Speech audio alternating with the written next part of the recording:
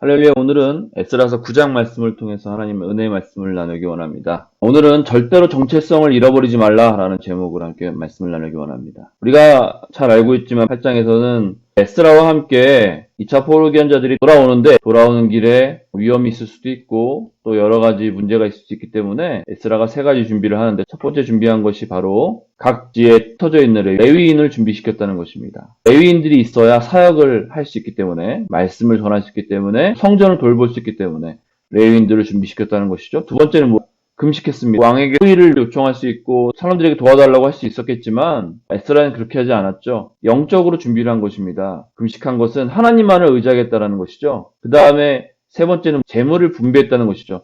이것은 행동적인 준비를 한 것입니다. 이렇게 에스라가 세 가지 준비를 하고 드디어 이스라엘 땅으로 돌아왔습니다. 9장, 10장을 우리가 하나로 볼 수가 있는데 에스라의 종교개혁의 핵심이라고 할 수 있죠. 어떤 학자들은 에스라 느헤미야서의 핵심이라고도 얘기하는데 9장은 이방인들과 통혼한 이야기를 하고 있고 10장은 이방 아내와 그 소생들을 내쫓기로 결정한 것을 우리가 알 수가 있는데요. 에스라서 1장부터 6장까지는 1차 포로기한 자들이 이스라엘에 돌아와서 스룹바벨을 중심으로 성전을 재건하는 이야기가 1장부터 6장까지 쭉 나오고 있고 7장부터 10장까지는 에스라가 제2 포로기한 자들과 함께 돌아와서 토라, 하나님의 율법을 뿌리내리고 신앙개혁을 하는 이야기입니다. 그래서 1장부터 6장, 7장부터 10장, 이렇게 1차, 2차 이렇게 따로 나눠서 우리가 볼 수 있다는 것이죠. 그 다음에 제3차 포로기한 자들이 느헤미야를 중심으로 돌아와서 예루살렘의 성벽을 건축한 이야기가 느헤미야 전체 이야기입니다. 이것은 모두 누구의 예언이 실제로 이루어진 것입니까? 바로 예레미야의 예언. 하나님께서 너희를 심판하시겠지만 70년 후에 너희가 돌아올 것이다. 이방신들을 섬기고 하나님을 버렸기 때문에 이들이 하나님께 심판을 받은 것이죠. 70년 후에는 너희 죄를 씻겨주고 회복시켜주겠다는 예레미야의 예언.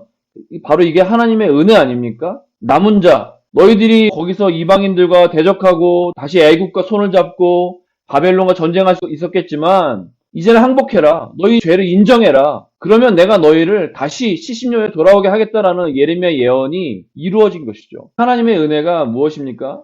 첫 번째는 성전의 회복이고 둘째는 말씀의 회복이고요. 셋째는 이스라엘 나라의 회복이라는 것입니다. 핵심적인 내용이 바로 에스라서 9장과 10장의 내용이라는 것입니다. 에스라가 토라의 말씀을 가지고 돌아와서 이스라엘 백성들의 삶의 중심에 뿌리내리게 하기 위해서는 먼저 이것을 해결해야 했어요. 9장 초반에 보면은 에스라가 깜짝 놀라지 않습니까? 문제들이 있다는 것을 에스라에게 보고를 하는데 그 문제가 바로 이방인들과 통혼하는 것이었어요. 그 당시에는 나라와 나라에서 서로 이 불가침 조약을 맺으면서 서로 통혼 조약을 많이 하지 않았습니까?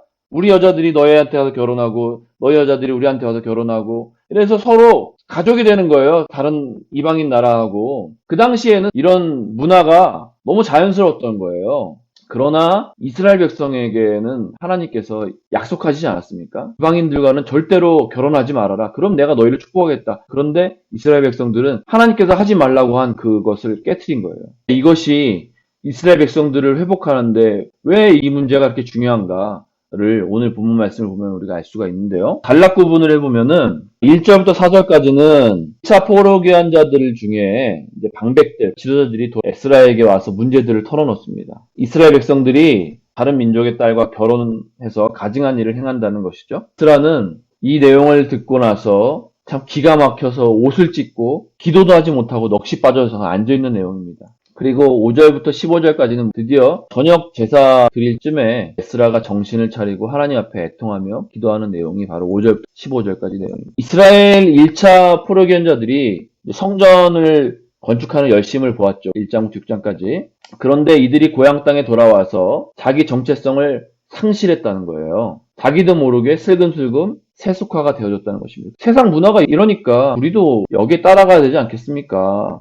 이스라엘이 회복하기 시작하는데 또 다른 나라가 와서 공격하면 어떡합니까? 그래서 서로 불가침 조약도 맺고 우리나라가 이제는 좀 잘 살아야 되지 않겠습니까? 얼마나 이성적입니까? 논리적입니까? 중요한 것은 지도자들, 제사장, 장로들, 레위인들이 이렇게 결혼했다는 거예요. 영적인 지도자들이 썩어 빠졌다는 거예요. 하나님의 말씀을 알지도 못하고 관심도 없고 지키려고 하지도 않고 이렇게 행했다는 거예요. 결국은 가족이 세속과 연결되어져 있는 것이고 그 세속적인 것은 하나님과의 관계에 직접적인 연결점이 있다는 거예요. 출애굽기, 신명기, 민수기에 보면은 너희들이 이방 여인들과 결혼하면 세속화되고 우상숭배에 빠져들고 결국은 나를 떠날 것이다 라고 얘기하지 않았습니까? 많은 역사들을 통해서 그렇게 왔어요. 결론은 정체성을 잃어버리게 된다는 거예요. 그래서 하나님은 시내산에서 이스라엘 백성과 계약을 맺으셨죠. 너희는 하나님의 법을 가르치고 전파하는 제사장 나라로 내가 불렀다라는 것이죠. 그리고 이스라엘 백성들은 뭐라고 화답했습니까? 아멘! 그렇습니다. 우리가 제사장 나라로 서겠습니다라고 했어요. 그런데 세월이 지나자 세상적인 문화에 빠져들고 자기들이 하고 싶어 하는 대로 살게 된 거예요. 정체성이 무너지면 신앙이 무너지는 것이 아닙니까? 또 결국 하나님을 떠나게 되고 결국 하나님의 심판을 받게 된다는 거예요. 심판은 그렇게 받았음에도 불구하고 또 받을 수 없지 않습니까?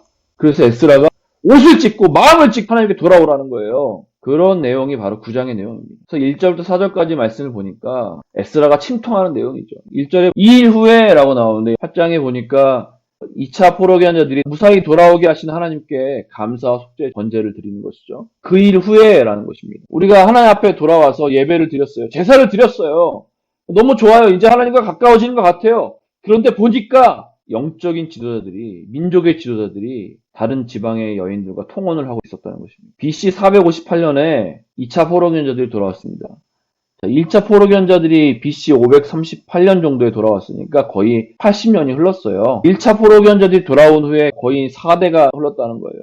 점점 사람들이 이방인들과 섞여 살기 시작했다는 거예요. 하나님이 우리를 돌아오게 하신 그 은혜를 잃어버리고 하나님의 말씀을 버리고 세상 사람들처럼 살기 시작했다는 거예요. 그래서 에스라가 너무너무 힘들고 고통스러운 거예요. 아니 도대체 왜 이렇게 살지? 그렇게 고통을 당했으면서도 왜 정신을 못 차리지? 그래서 5절부터 15절까지는 무엇입니까?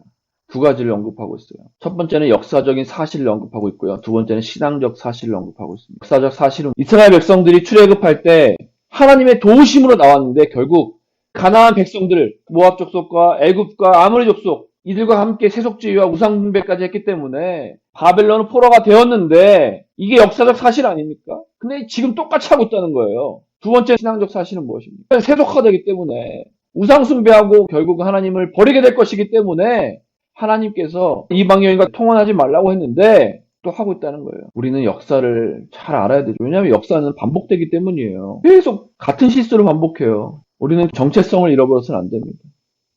에스라가 애통한 이유가 하나님 우리를 그냥 택한 것이 아니라 제사장 나라로 택하셨다는 그 정체성을 잃어버리면 안 되는데 그 첫걸음인 결혼에 실패했기 때문이에요. 우리 청년들 잘 들으십시오. 결혼이 얼마나 중요한지 아십니까? 나이가 찼다고 해서 그냥 막 결혼하면 되는 게 아니라는 거예요. 정말 하나님께서 준비하신, 하나님이 예비하신 그런 사람과 결혼하기를 원합니다. 육체적으로, 감정적으로 좋다고 하면 안 된다는 거예요. 육체를, 영혼을 섞어버리면 안 된다는 거예요.